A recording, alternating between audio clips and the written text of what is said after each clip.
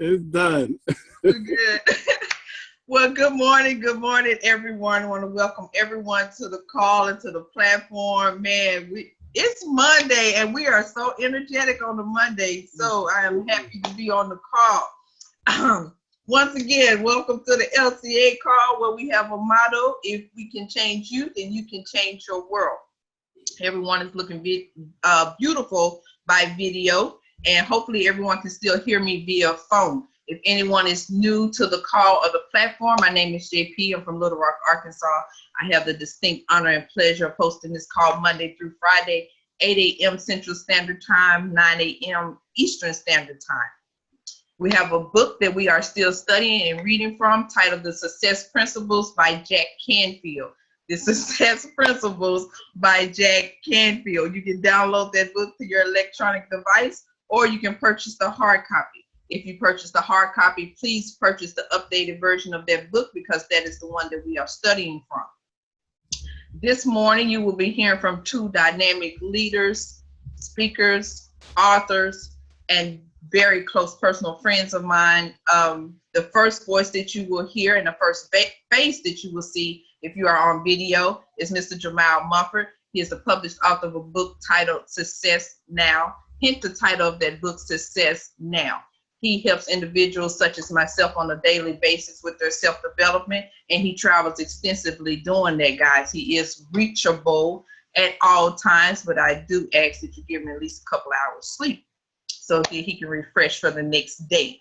The next voice that you will hear after Mr. Mumford, and the next face that you will see, is none other than Mr. Motivator himself, Kemp Satchel. He is also the published author. His book is titled Alcoholics versus Struggleaholics, and he helps individuals on a daily basis as well, and travels extensively and daily doing that. So without further ado, I'm going to introduce to some and present to others Mr. Jamal Mumford. Mr. Mumford, are you still clear with us this morning, sir? I'm here, JP. Can you hear me okay? I can hear you very well, sir, and good morning again, and you are looking fantastic. Thank you. Good morning, LCA family. Happy Monday morning to all of you. And man, you guys are just fired up with some energy this morning. I love it. I was like, man, we was talking about the cruise this weekend, pretty extensive, Mr. Kemp, and I guess everybody must have was in our conversation, because I'm sure. I tell you, I'll just save some of that energy. But y'all can let it out. We'll have enough for it in those couple of days as well. But definitely good to see everybody come, a lot of energy. And that's what it's all about, even no matter what it's cloudy outside, but I went running, and the track was empty and people started looking gloomy, and because of the weather factor. We don't have the weather factor, so we come in every morning and we get up on every day on purpose and determined to have success, because like as Andwell said, we are cruising to success. I tell you what an exciting time it is. I just wanted to kind of say something here this morning. And it was just as I was running, I was thinking about this, and I was just thinking about myself. I'm always, doing some self-reflection and meditation when I'm running in the morning and different times in the morning. And I wanted to share this because I know, and some of you are going to probably start finding this, and you want to be very, very cautious. See, because with everything, you got to be cautious, because too much of anything, sometimes it could be deadly to you in a sense. And I thought about when I was I was a radical religious person in my teenage years. I mean, I say I was radical.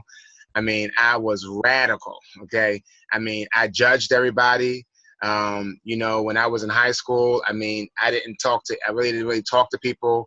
I mean, I was the guy. I was on the corners preaching with a bullhorn, telling everybody going to hell. And I mean, seriously, I really judged people. I mean, I was that person. I have pictures to show. I'll show you my pictures. And I didn't have many friends. I didn't have many people. I mean, I had friends, but I never had any really, really close relationships in a sense, because I was very, very judgmental. Because once I had decided to get into religion and practice whatever you want to call it, I felt that now I'm perfect. Everybody else is wrong. Mm-hmm. And I really judge people. I mean, if you did anything outside of what I believe, I didn't socialize with you at all. And yeah, of course, if you decided to join me, then you could be my friend and we could talk. But other than that, I didn't intermingle with anyone. And I say that to say that when it came to personal development, also you got to be cautious. You got to be very, very cautious. And I'm telling you, look out for this, because as you start to grow, you got to be careful how you treat the other people in your life that are not growing. Mm-hmm. See, because it gets in a book like this can really, really get your mind in another mind frame, especially when you start acting on it and you start having results and your brain starts functioning at different mindsets. And now you see somebody else come along who's not where you are. It's very easy to quick to judge them now. It's very quick to as they say, throw the Bible in their face. Mm-hmm. Right? Mm-hmm. Put a word in their face. You know, I have people in my family like that. You can't even have a conversation with them, and that's what they say. You're so heavenly minded. You're not earthly goods. You know, your mind is such in the clouds that you can't even relate to people on your horizontal relationships. So I want you to be very, very careful, ladies and gentlemen, because a lot of you are changing. Last week, I mean, like I was just amazed at some of the stuff we're hearing, and you guys are really transforming. But I want to caution you because it could be your spouse. You gotta be careful. I coach people and I tell them, yeah, your husband on this call or your husband on doing personal development. That don't mean you go pointing that finger in his face. That's right. He'll never come to personal development. Or your child will never want to come to, it's like my mom. I never wanted to come to church because she was like pointing her finger in my face. I never wanted to do what she said, you know, because they said you got to be hell scared, you know, and I didn't want to come. And it took me a long time before I finally did enter into the church because I didn't want to go in because somebody would judge me. Guys, be very, very cautious about that. And that's why I see a lot of people that I see millionaires, like people that have success and they lose their passion, they lose their humility, they lose their love. And that's why I say you gotta be careful on this journey. That's why I say it's important to have shalom. Everything gotta grow at the same time. See, I think of myself, I don't want my money. Me and Seth was talking about this, and sometimes people money are ahead of them because they become wealthy, but they forgot how to love. They become wealthy, but they forgot how to be humble. Right? They become wealthy, but they forget that they were once broke one day, you know? So I just wanted to share that, and people just be very, very cautious, look out for that, and you want to always have an openness of love, because people, I listened to a preacher yesterday on TV, and then I said, well, how's anyone come to the church then? I said, if I was not a believer, and I saw that message, and the way he was talking to the audience, he said, some of you are unequally yoked, and he says, you can't be walking with them and walking with them. Now, if I was outside of that, you give me no motivation to come into your church. Mm-hmm. And that's what most Christians do. That's what most Muslims or religions do. We preach down to the people that we want to win over. But I love what Paul said. In my Bible that I read. He says, I have become all things to all people. And you got to be able to relate to all people. That's why for me, I'm like a chameleon. I can get around white people, black people. I mean, I have no prejudices. None. Now I had many prejudices back then. Now I don't, and I hope that all of you just hear that. I just wanted to kind of share that from my heart this morning.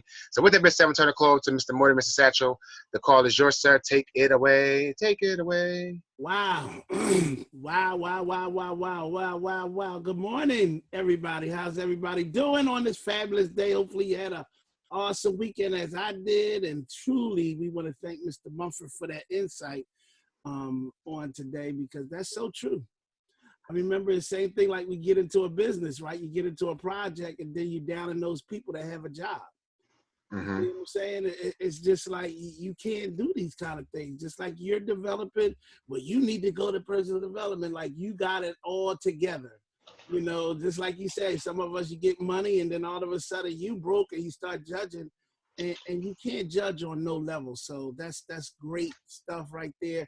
All of those that's brand new to the call, we definitely want to welcome you as guests. I understand there were some folks that was inviting some brand new people that's on our platform, and we are definitely thankful for each and every one of you who come out on this call every morning to personally develop yourselves, something that you have made a decision to do and become intentional about, which is, I believe, is probably the most important piece of your day, getting your day started on that right levels, on the right levels. If you haven't already gone to our group Facebook on Facebook, Life Changing Alliances, please do so. If you haven't already gone to our website, lifechangingalliances.com, you can go on there. You can actually purchase our books. You can also make a donation if you would like to lifechangingalliances.com. If you like to go on the cruise, we do still have a few slots left. I know there were some people that saying that they want to go on this cruise. Me and Mr. Mumford had a nice little this weekend putting the agenda and the itinerary together for this cruise, and already just like, wow. Mr. Mumford said, I don't think we got enough days. Yeah. It's like, you look at this call and say, the hour is up already. Yup, it's already over. See you tomorrow. So we definitely, if there are some more slots, you could call Lynn. If you actually have the full amount to actually go ahead on and take advantage. We always know, just as from being in business in this industry for years, people always wait to the last. It's like, how when people operate, this is a habit too. People learn how to operate at its last day. It's like the last day, somehow they just, like when the man get ready to say he gonna cut your bill off on today, you just come up with ideas and everything like, oh, no. It's something about I'm almost like a psychological, you gotta wait till the last minute, like I ain't going. Then tomorrow's the last day, and then somehow you just make a way with urgency, like, Lynn, I wanna go, boom, boom, boom, boom, boom. I'm just saying, does that like that happen sometimes for some folks? Some of you will understand that in a minute. I'm guaranteeing if you learn how to operate like that on a daily basis, your life will be so much fulfilled because you don't have to operate under urgency. You can learn how to being very proactive. Last week, we had an awesome week, ladies and gentlemen. And again, I am just so thankful for all of the insights that was shared on last week. And we were talking about, getting rid of the mess, letting some stuff go. And at the end of the day, the whole thing is, forgiving people. And it's just like you're constantly saying, well, just let it go. Is it that simple? Just walk away from it. Just quit it. Just put the kids out. Put them out in the street, right? Throw the wife out the door. Don't speak to her no more. Whatever. Is it that simple? No, because guess what? Even though that situation seems like it's gone, for some reason, it just keeps haunting you. It's like that little gremlin that just keeps showing up in your life no matter where you go. The relation ends up the same. The business that you try differently, that ends up the same. You keep quitting on life. You keep being depressed. And it's just piling up to the point that you just stop believing in yourself. Your confidence goes down, low self-esteem, and all of these things. But I love this author because he continued to show us how to go about it. He gives us exercises, and hopefully some of you have been doing these exercises. We're at this end now. Mr. Mumford went through yesterday, and we said there was an assignment, but it says steps to forgiving. Steps to forgiving. And I put them up on the board. Why? Because this is in your book, but I think it's a very important piece in most of our lives because I believe all of us have things that's what we call, ain't that stuff like, what is it, stuff in your closet or something? What do they say, Mr. Mumford? What you got? What is it? Clutter? No, not clutter, but skeletons in your closet. Skeletons, them skeletons. I believe all of us have skeletons or things that we basically have not found completion on. Does that make sense? So these are steps that I know I've never seen it. I'm 52 years old. I didn't get it in English. The following steps are integral to forgiving. All right. Miss Lynn, you want to read this area? Somebody's drawing on the daggone book. Yes. Yeah, who's doing that?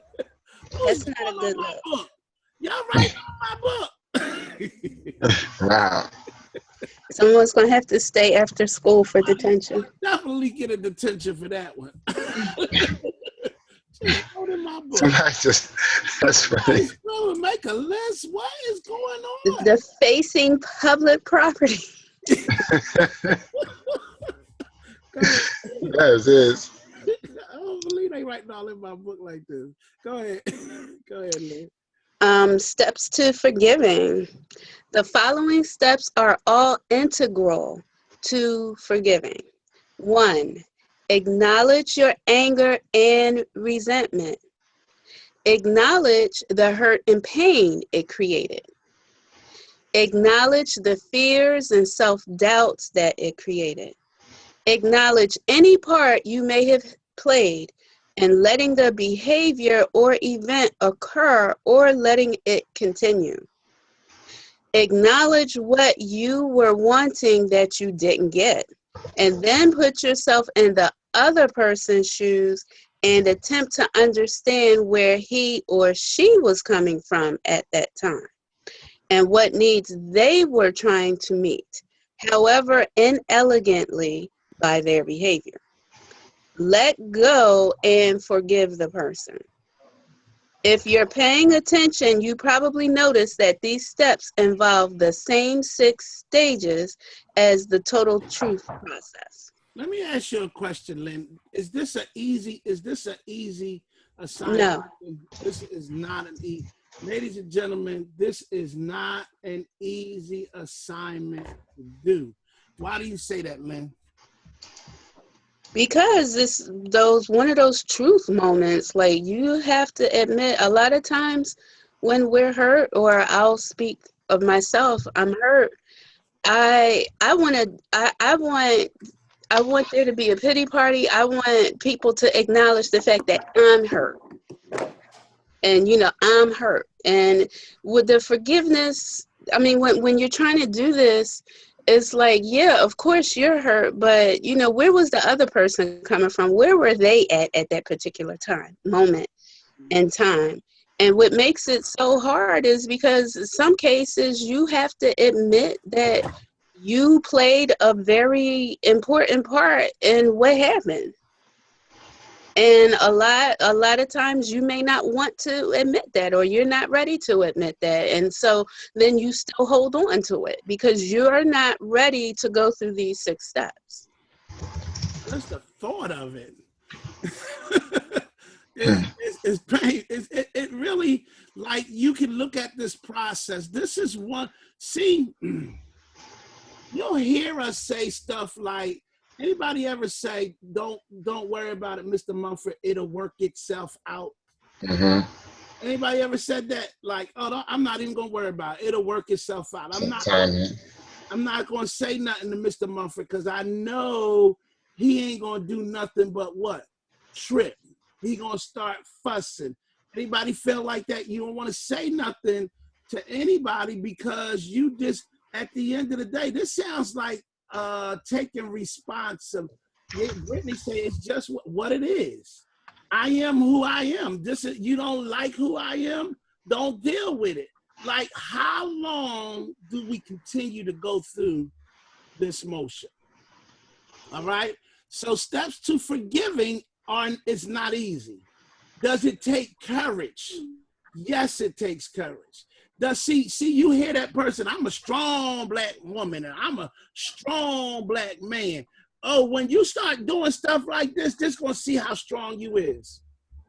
See, from the way that we have a tendency to look at different things, right? The way we have a tendency to look at different and measure, like, how are you measuring yourself? When you say stuff like that, I'm a strong Black man, I'm a good man. Like, what am I comparing that to? I'm a good man, but I'll smack the living shit out you if you say something else. That's I'm a strong Black man and I ain't gonna take no stuff. And I'm just gonna keep it real right now, because at the end of the day, you can say anything to justify behavior and make it right. At the same time, you're hurting. That's why the wall is built. I don't know who got all this noise going on, but I was about to mute it all out. Okay. Woo. All right.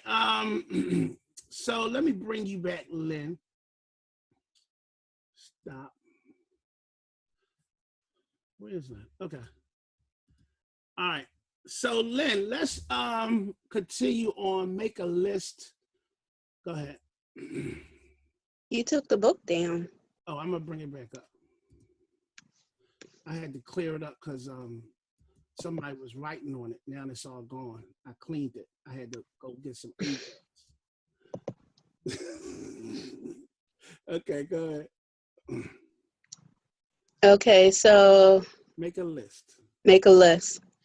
Make a list of anyone you feel has hurt you and how. Let's see. We start with blank hurt me by, and then you describe what it was, I guess what the offense was. Can I ask a question? Sure. Mr. Mumford, since you are our coach, development coach, can I do this with an ex-person? Like, can I do this with an ex-wife? You can. You can. Is it important to do it with exes? I think, especially in a long relationship. I mean, maybe something that's very short may not be a case, but something especially where you got a marriage that's taking place of many years or a relationship. I think so. Absolutely. Okay. I just needed your opinion. Go ahead, Lynn. Lynn over there looking like, what are we talking about?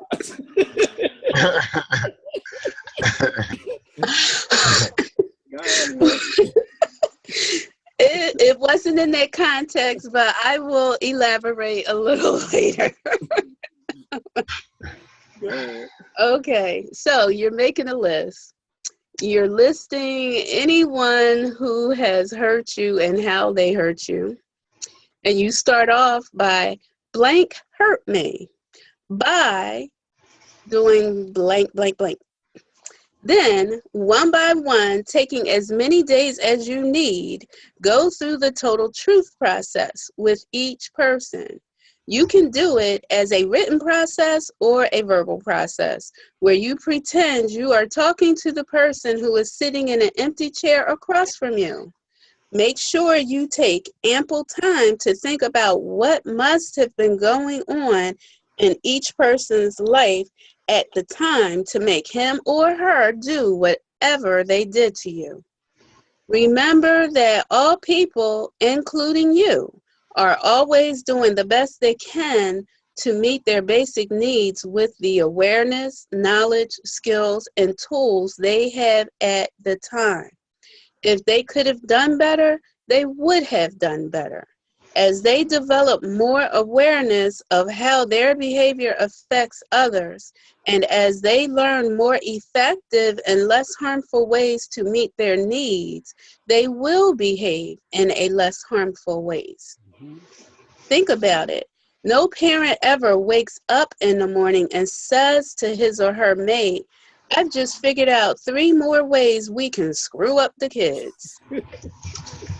Parents are always doing the best they can to be good parents, but the combination of their own psychological wounds, their lack of knowledge and parenting skills, and the pressures of their lives often converge to create behaviors that hurt us.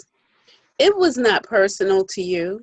They would have done the same thing to anyone who was in your shoes at that moment. The same is true for everyone else in your life, all the time. Now let's talk about this for a second, because this is really good when he really gets into what the process. It's like a person, like you'll say this person hurt you, and you stop liking them, right? Like, I don't like Mr. Mumford because he did X, Y, and Z. Or I am very upset with my parents because they never told me, or they did X, Y, and Z. But have you ever said they did the best that they could? Like, did you ever think of that? But it says right here, it says, but the combination of their own psychological what? Wounds, right? Their lack of what? Knowledge and parenting skills. So how about us as parents? Did we lack some knowledge on that, or did we say, I'm gonna do just what my mama did to me, Mr. Mumford? That's what's gonna happen to you, sir. In fact, it's gonna happen to you double time. You follow what I'm saying? Because she got hit with a switch. My sister got hit with an ironing cord. I got hit with the daggone orange extension cord tied to the bed, the bunk beds, and it was like, because now it's like, oh, you're now in control. So now it worked for me. See how we'll put it in my head? It worked for me. Beat the living act out of them, right? You know, I'm just saying. So when you start really talking about forgiveness seems like to me comes with what? Understanding, right? I can now understand why they behave the way that they behave. I can understand why, because just like he's just said, I don't believe any parent gets up and talks to the spouse and they're thinking of ways that they can really just, beat the heck out. I'm just saying. What do you want to say, Mr. Lane? A couple of things I thought about. I just thought about. Not you. Wait. Go ahead, Miss Lynn. Oh, I said Mr. Mumford. Like, okay. No. Go ahead, Miss Lynn. No. Okay. No. No. You have to add the visual to it. No. Anyway, reading this, and especially that part where it says, no parents wake up, intentionally and say, okay, how many new ways can we mess up our kids' lives? And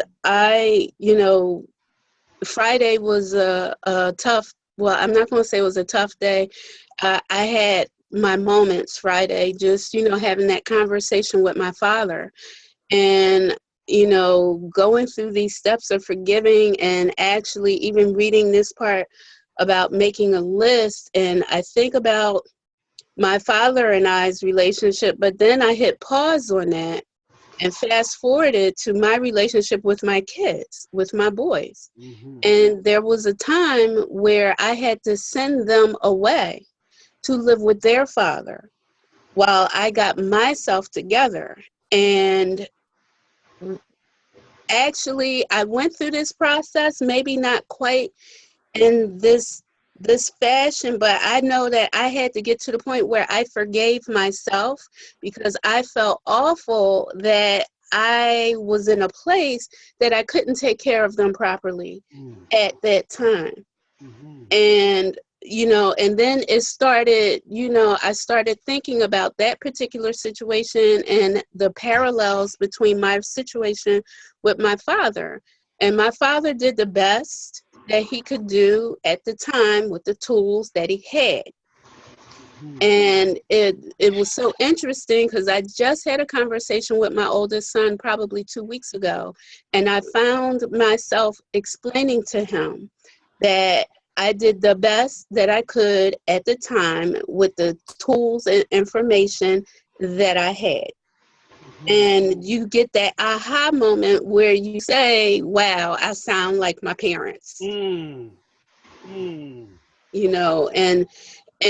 I just, it was enlightening. It was enlightening. And even now, like I said, Friday was a challenge, talking to my dad. I hadn't talked to him on the phone. It was a quick phone conversation, but just in those 4 or 5 minutes, it was a powerful phone conversation. And the level of relief that I started to feel after we got off of the phone, and it's still a work in progress. And, there's still some things that need to be said or have been left unsaid, but it's a beginning. Yes. It's a beginning. And, just looking at this and I think a lot of times we don't purposefully mean to hurt people, but I think someone typed in a group, hurt people. When you're in a bad spot in your life, you tend to lash out. I can look back at times when I was going through depressions and I pushed everybody away from me who cared about me. And I said some mean and awful things. Mm. But I was hurt. I was in a hurt place at that particular time. And quite honestly, I was selfish. I was hurt. And that was all I was focused on. It was my hurt. And when I started to come back around and see the damage that I had done to very important or integral relationships in my life, then I had to go back and I had to go through these steps. Mm. Mm. Wow. Oh. Clap it up for Miss Lynn. I know that hurts. That helps somebody, right? Trust and believe that. Come on, Mr. Mumford. I mean, Lynn summed it up. I mean, she really did. I mean, that story really summed it up. Because sometimes, I mean, this is something that really it doesn't seem important at all. It doesn't seem important. Because, people even say this, people say time heals. Well, that's a good debate. Does time heal?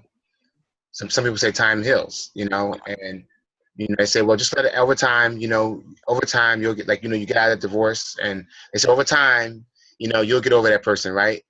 And sometimes what we don't realize sometimes is subconsciously we replay that situation but in different forms. Yes. That's what happens. Yes. Stuff keeps playing on in our lives, and you don't know it came from that divorce, so to speak, but because you'll think that, just that this next person did something else. But you end up attracting. I know in my life, I mean, there were some things that I just kept attracting over and over again in my life in different areas. Mm-hmm. Mm-hmm. And it wasn't until you begin to start saying, you got to start asking yourself, where is this coming from? But that's a hard truth. That's a hard fact to face. So, that everything, that's when the psychologist told me on my team, he said, everyone is 80, they have proven that you are 80% your mom and dad. Wow. You're 80% your mom and dad. And I think about even in myself today, I think of my mom and I think about the things that she dealt with, and I think about all those things in your genetics, and they say things that can be passed down 6 generations. 6 generations. So it may not even be, you may be struggling with certain things in your life, and it may not be your parents, it may be your grandparents who you never known. It may be your grandfather on your dad's side who you never knew about, but something was passed down through the genes. That's why it's called DNA. And this is why we really got to work on ourselves, because you have no idea what's on the inside. And then the last part really is that events shape our feelings. So once the event takes place, that's what I learned about child psychology, is that I'm amazed at how much programming is developed. And this is really ironic, Mr. Satchel, and I throw it back to you, and I want to continue on. What's amazing to me is how much programming takes place in you from the time you are conceived in your mother's womb to the time you even have the ability to recognize that you're being programmed. Mm. See, it's what I don't know. How much? My question is now, what things have been implanted into my subconscious when I was 1? Who remembers when they was 1? Who remembers when they came out of their mother's womb? If you remember when you came out of your mother's womb, then I need to talk to you. Mm-hmm. People coming out saying, wow, what's this all about? Came out of your mouth. No, none of us. But from the time you were conceived, it's been proven. The stress your mom might have had through that pregnancy. My mother went through a lot in my pregnancy when she was pregnant with me. My mother was abused when she was pregnant with me, right? So I think about those things sometimes and say, is that affecting me today? I'm just being very deep. I just want to go deep with you guys, just to kind of go deep, because it's that thing that why we can't get to the next level. And this can be the thing sometimes, that those things we're holding on to. And see, what I learned, Satchel, is once you start the process of forgiving, more and more things start coming up in your life. See, once I forgave my mom, then I realized there was a guy in my class that I couldn't stand, that I hated. And every time I would see him, his name was Jeffrey. And every time I seen him, I just couldn't stand that guy. Mm. And I had to come to grips and come to peace with him in my heart. Then other people came about, right? Then I had people in the church, See, I tell the story, guys. Y'all want me to tell the story, because I've been hurt more by people in the church than people outside the church. I had to forgive them. I had to forgive one of my pastor friends, who's my best friend. I had to forgive him. Right? Done the unthinkable to me. Folks, I could tell you about forgiveness. See, y'all don't know. See, I'm not doing this because I'm on here for show. I have experiences. Trust me. It ain't no theory here. I've been through some stuff. This is what it's all about. But once you begin to free yourself, then other stuff start coming. Like Lynn became like Father. Now just imagine all of a sudden next week somebody else come in your mind and forgive, and next month, and now all of a sudden you like a butterfly. You just living life so peaceful. No burned bridges. See, burned bridges I believe in my mindset. See, he says that I even look at you may burn a bridge and the book says I'm married to the backslider in the sense like that God loves us so much that even if you turn your heart away from God, so to speak, burn the bridge with God, that he still allow you to rebuild the bridge. And I believe that even if you burn some bridges with people in your past, I personally believe, my own personal belief, that you can rebuild the bridge. Come on, man. Back to you, Mr. Satchel. Wow, that's good. That's good. Anybody else want to read outside of Miss Lynn? I know she's been reading. Raise your hand if you want to read. All right, Miss Lynn, go ahead. Continue. Okay, if they can do it, you can do it. You want to pick up there? Yes. If they can do it, you can do it. In my search over the years for inspirational stories for the Chicken Soup for the Soul books, I have found many stories of forgiveness that let me know that human beings can forgive anything, no matter how tragic or brutal. In 1972, the Pulitzer Prize was awarded for a photograph of a young Vietnamese girl, her arms outstretched in terror and pain, running naked, her clothes having been seared from her body, and screaming from her village, which had just been bombed with napalm in the Vietnam War. That photo was reprinted thousands of times around the world and can still be found in high school history books. That day, An Thai Kim Phuc suffered 3-degree burns over more than half of her body. After 17 operations and 14 months of painful rehabilitation, Kim miraculously survived. Having overcome her painful past through a process of forgiveness, she is now a Canadian citizen, a Goodwill Ambassador for the United Nations Educational and Scientific and Cultural Organization, or UNESCO, and the founder of the Kim Foundation, which helps victims of war. Everyone who has ever met Kim comments on the amazing quality of peace that radiates from her. In 1978, Simon Weston joined the Welsh Guards in Great Britain.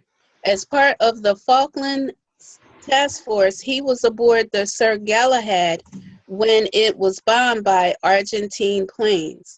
His face was badly disfigured. He suffered burns over 49% of his body. He has undergone 70 operations since that fateful day and will still have to endure more.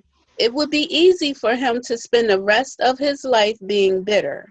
Instead, he says, if you spend your life full of recriminations and bitterness, then you failed yourself. Failed the surgeons and nurses and everyone else because you aren't giving anything back. Hatred can consume you, and it's wasted emotion.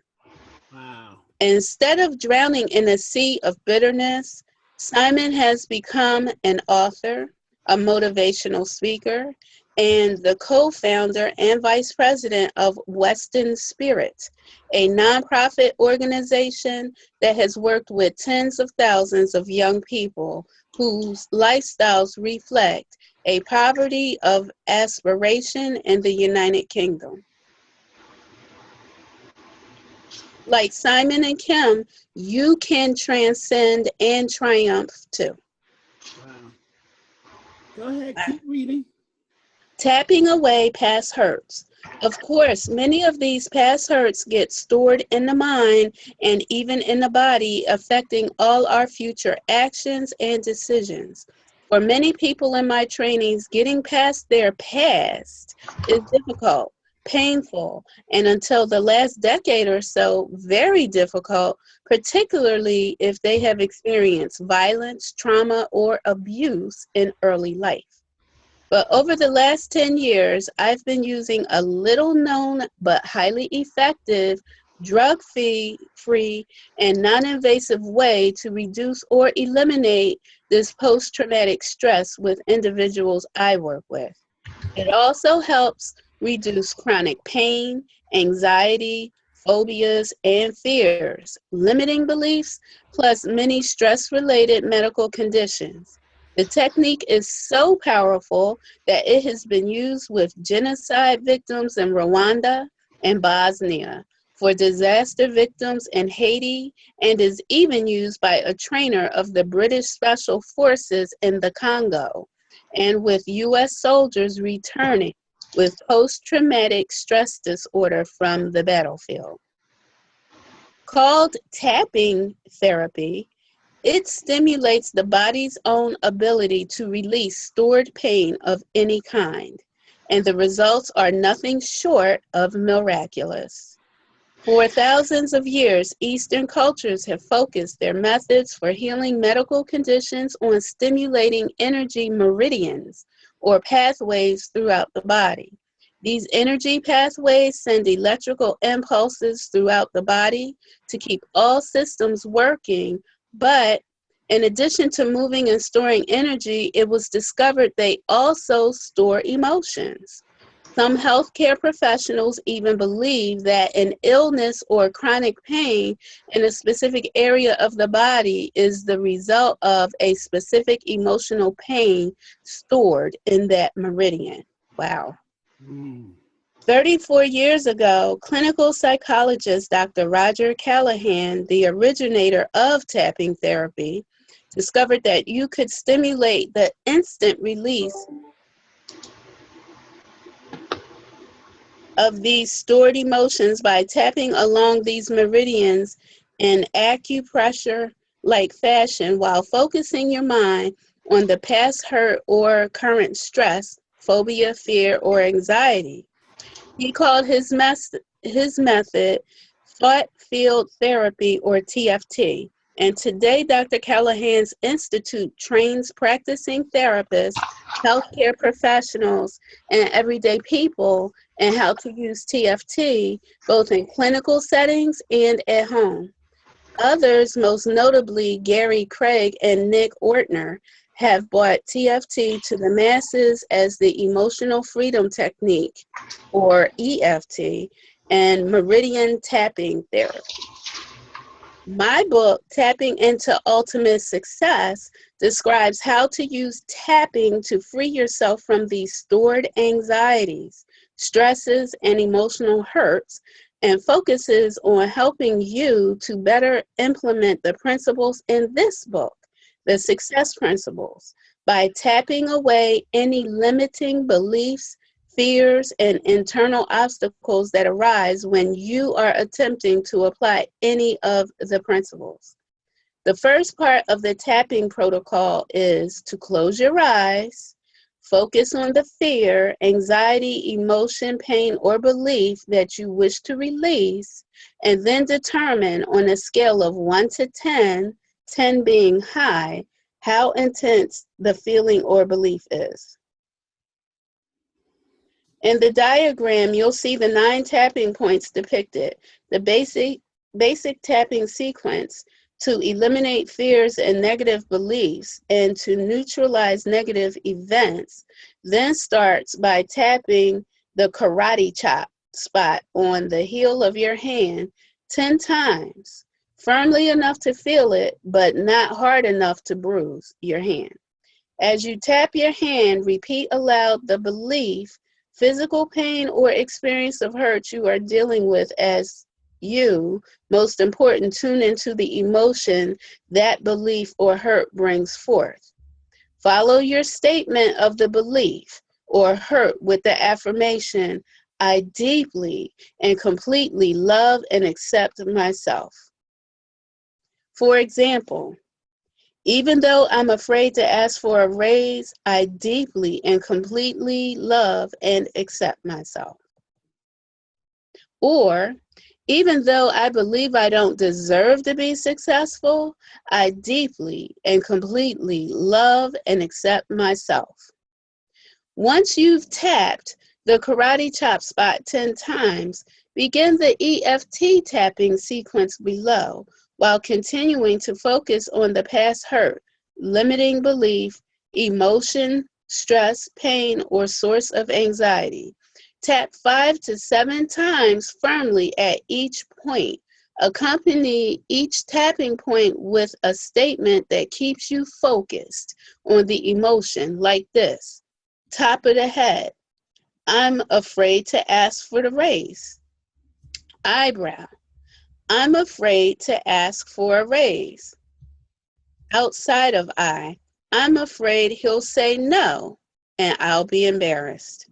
Under the eye, I'll be embarrassed. Under the nose, I'll be so embarrassed if he says no. Chin, I'll be mortified if he says no. Collarbone, I'm afraid to ask for a raise. Under the arm, I'll be so embarrassed. The exact words you say aren't important. What's important is that you are continually tuned in to your emotion. Additionally, you can tap the eyebrow, under the eye, collarbone, and under the arm spots on either side of your body.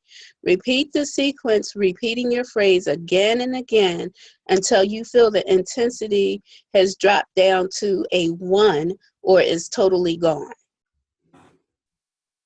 Tapping therapy also works miraculously for all serious phobias of all kinds.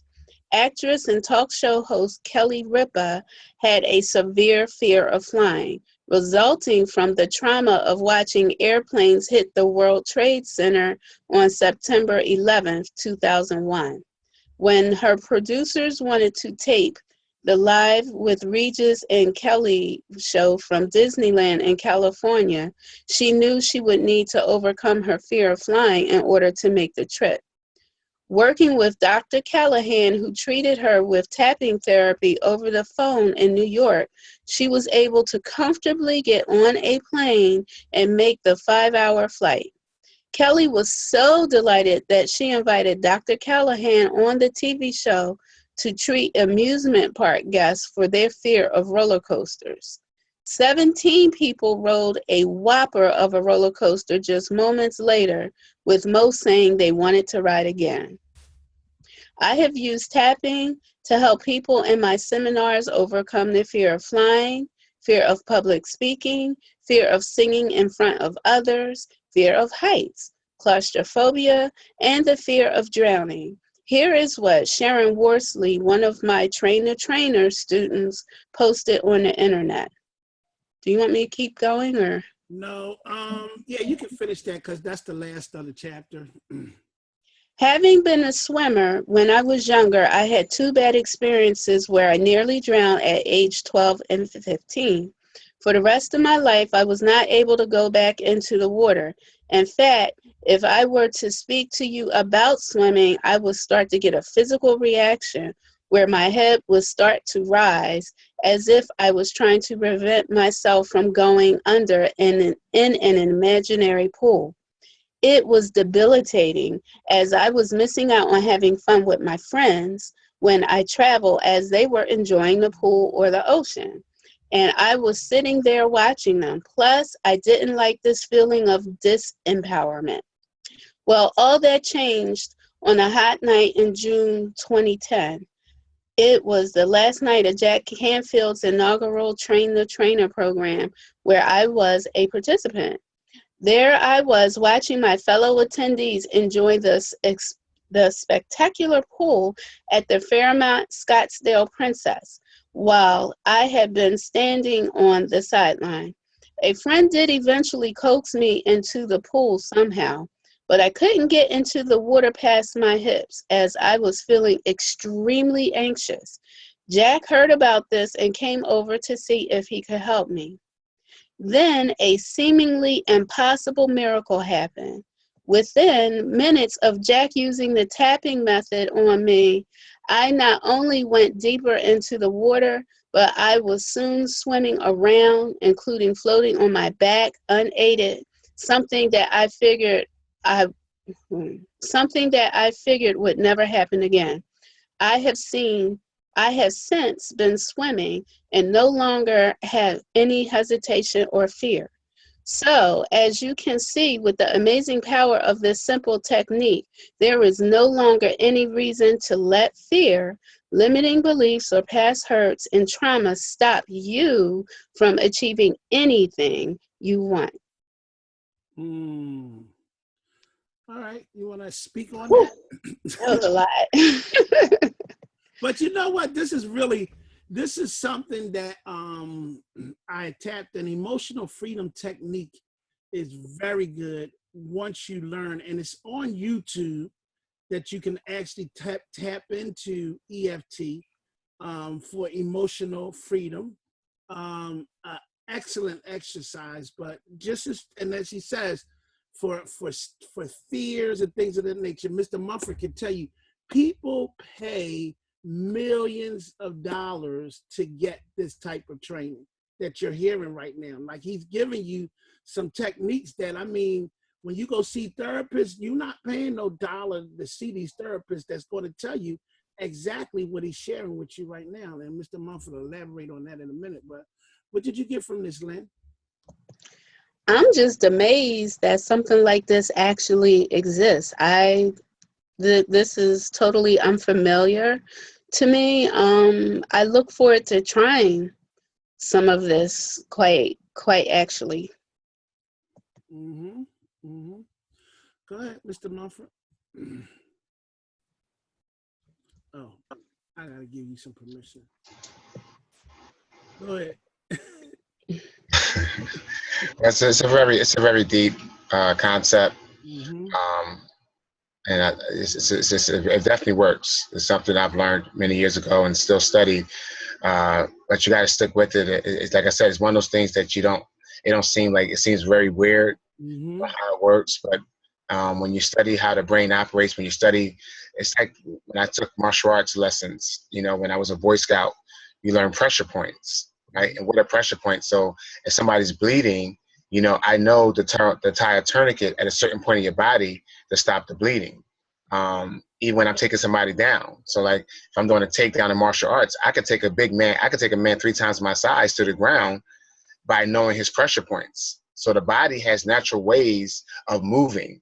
So even when I wrestled in martial arts, the better you know pressure points, it wasn't about that you were stronger than me. If I knew pressure points, I knew how the body moves, then I could do a move on you that's gonna make your body. So if I take your arm and do one thing, you naturally want to do another thing, right? So just like magicians, when I do tricks, it's called sleight of hand. So if I go like this, everybody see my right hand, because your brain automatically goes to what's moving, and my hand that's not moving, I hide the ball with it.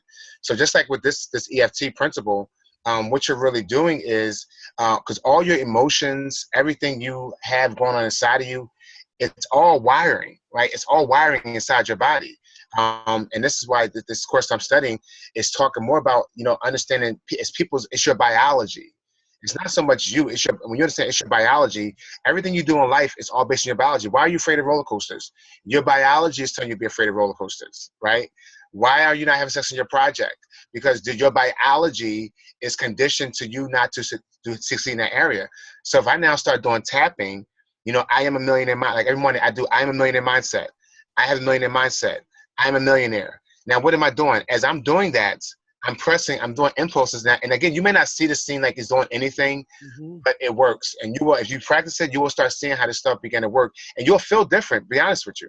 Like if some of you have a fear, or you have anything, like let's say you're afraid to pick up the phone, you're afraid to call somebody on the phone, right?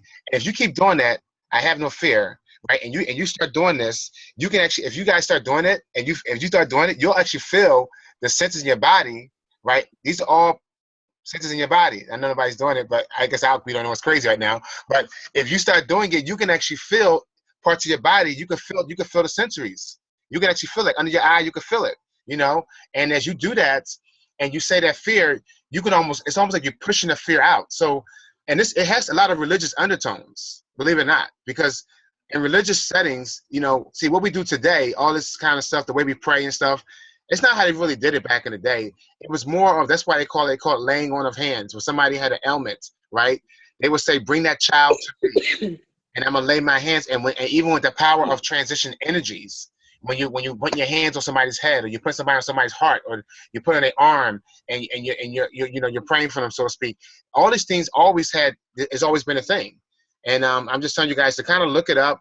There are courses out there. I mean, they do cost money. But Nick Ortner, the guy I'm learning under, his name is Nick Ortner. If you guys want to look it up, his course is online, and you can go through it. I would recommend you do the neurology course first, because you got to understand how the brain operates and then why we do the tapping principle. So I know it's kind of deep, but if you're really interested, you got some things in your life you really want to overcome, I would recommend that. So back to you, sir. Absolutely. And this is so, actually it was a form of acupuncture for like when you start looking at the real early stages, when you start talking about medical and all of this medication stuff that people was going, we call them pharmacists, I call them the drug house. But at the end of the day, when you learn a lot of this stuff, you won't have to go through a bunch of this stuff. There's reasons for everything that has been discussed. Now, you just heard Mr. Mumford say there's a lot of undertones here. Just like praying. Praying does not work without what? Your belief of faith, right? See, these are things that you can say, oh, I'm praying, but then you pray. But do you believe what you just said to be true? Because then you just praying. You really not, it's not going to work. Like a lot of these things that you're hearing from the author, and he says stuff, and I'm like, I can tell you, and I'll just be transparent again. But a lot of this stuff, I was like, man, that stuff don't work. Like he would say, write the check. Yeah, whatever. That's hocus pocus. It's already done. It ain't gonna work, right? It's just like, it ain't gonna work because, like you say, okay, I'm gonna try this today and see if it works. And then you'll go up there and I remember watching the Emotional Freedom Technique, and I was like, I said, that stuff ain't working.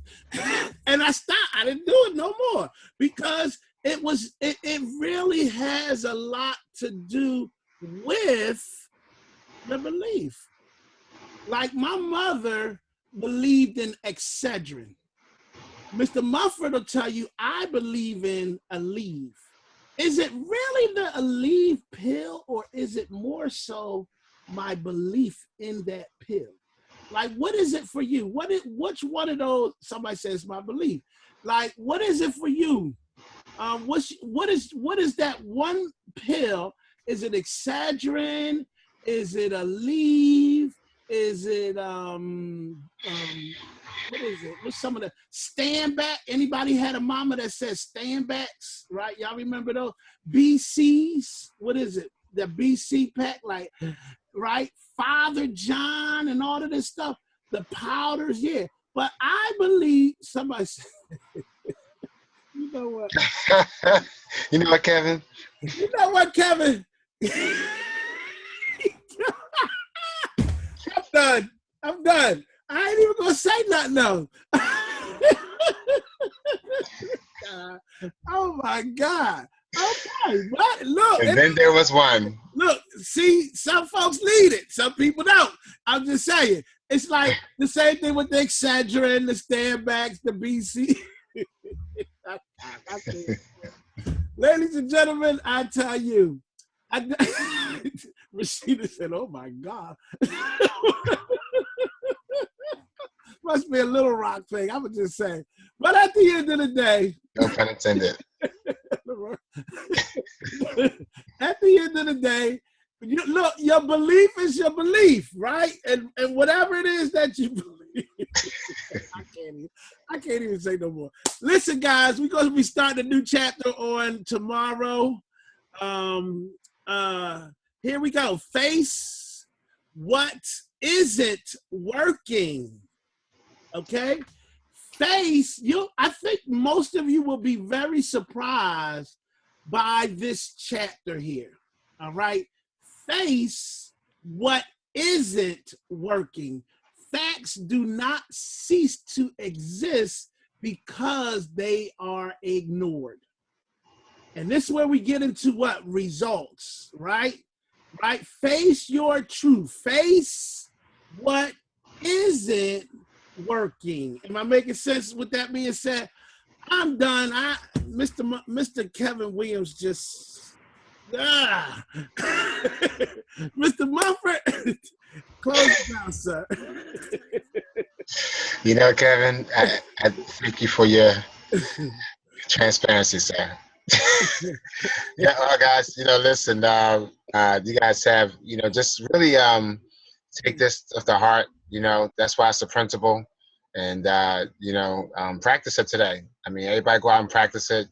And it may not feel like anything, but just practice it, you know, and what you'll begin to really understand it.